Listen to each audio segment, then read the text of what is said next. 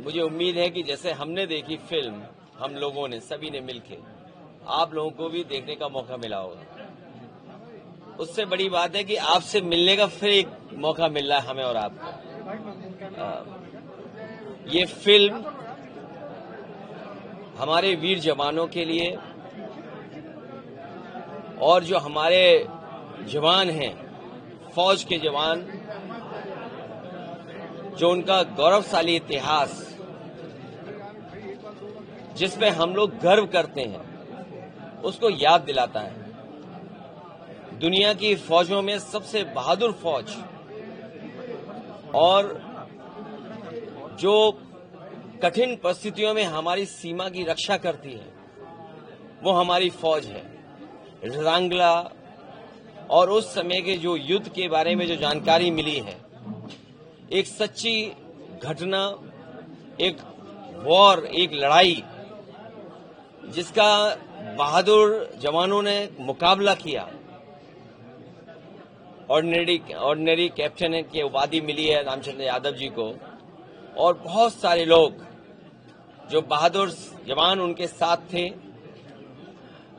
परमवीर चक्र से सम्मानित सितान सिंह, उनकी सबकी बहादुरी की एक जो फिल्म बनी है, हर एक को देखना चाहिए और याद रखना चाहिए कि कितना जोखिम भरा, कितना चैलेंजिंग और कितना कठिनाई भरा हमारा भारत का वो टेरेन है, वो इलाका है। कब किसने क्या जमीन खोई, उस इतिहास में न जाकर के इन तमाम बहादुर फौज के लोगों का हम सब लोग सम्मान भी करते हैं और गर्व भी करते हैं। इस फिल्म ने हमारे तमाम जवान जो जोखिम से भरी हुई जीवन जीते हैं, उसको याद दिला रहे हैं। नई पीढ़ी को देखना चाहिए, और मैं तो कहूंगा, क्योंकि मैं जाने कितने वर्षों के बाद ये फिल्म देख रहा हूं किसी थिएटर में आकर के, और मैं इसीलिए देखने आया क्योंकि ये रिजांगला की लड़ाई हमारा एक एक फौजी, एक एक जवान, और खासकर वो अहीर जो गुड़गांव, हरियाणा और आसपास के रेवाड़ी के रहने वाले हैं, वो आज भी गर्व करते हैं और उनकी इस बहादुरी पर पूरा देश गर्व करता है।